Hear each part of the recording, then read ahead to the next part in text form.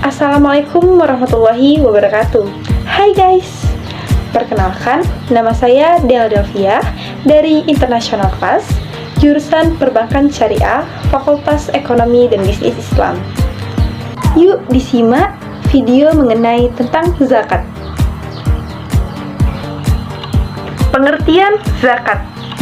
Menurut etimologi, zakat adalah sejumlah harta tertentu yang telah mencapai syarat tertentu yang diwajibkan Allah untuk dikeluarkan dan diberikan kepada orang-orang yang berhak menerimanya. Salah satu ayat Al-Quran yang menjelaskan tentang zakat yaitu Quran Surah Al-Bayyinah ayat kelima. A'udzubillahi minasyaitonirrajim. Bismillahirrahmanirrahim. Wa ma umiru illa liya'budullaha mukhlishina lahuddin hunafa'a wa yuqimus salata wa yutuz zakata wa zalika dinul qayyimah.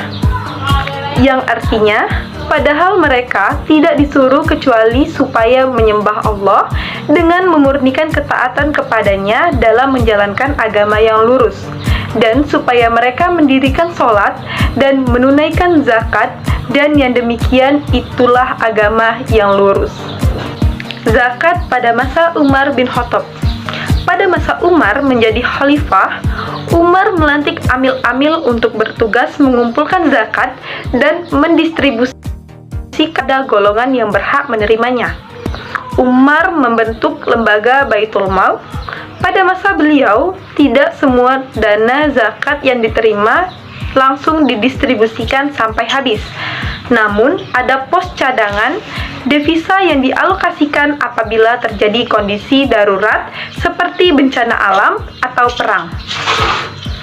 Umar bin Khattab memisahkan pencatatan zakat dan hanya ditunjukkan kepada 8 asnaf dengan Quran Surat At-Taubah ayat ke-60.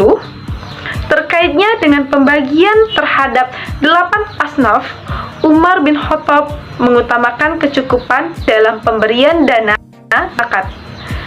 Ibnu Jurai berkata, Umar dan Ibnu Dinar telah menceritakan kepadaku bahwa Umar bin Khattab telah berkata, kalau kalian diberikan sesuatu, maka cobalah mencukupinya.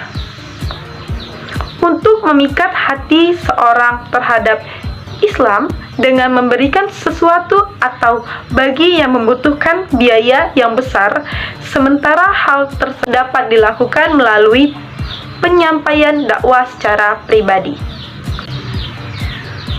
Dalam pemerintahan Umar, banyak hal yang menjadi kebijakan Umar terkait dengan perekonomian masyarakat Muslim pada waktu itu. Di antaranya yang pertama, pendirian lembaga Baitul Mal, yang kedua, pajak kepemilikan tanah atau kharaj, yang ketiga, zakat.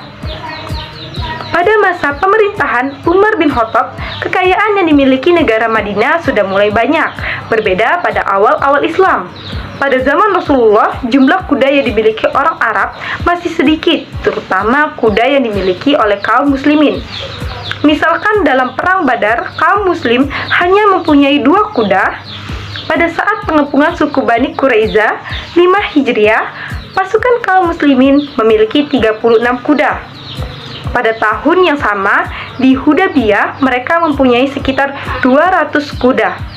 Karena zakat dibebankan terhadap barang-barang yang memiliki produktivitas, maka seorang buka atau seekor kuda yang dimiliki kaum muslimin ketika itu tidak dikenakan zakat.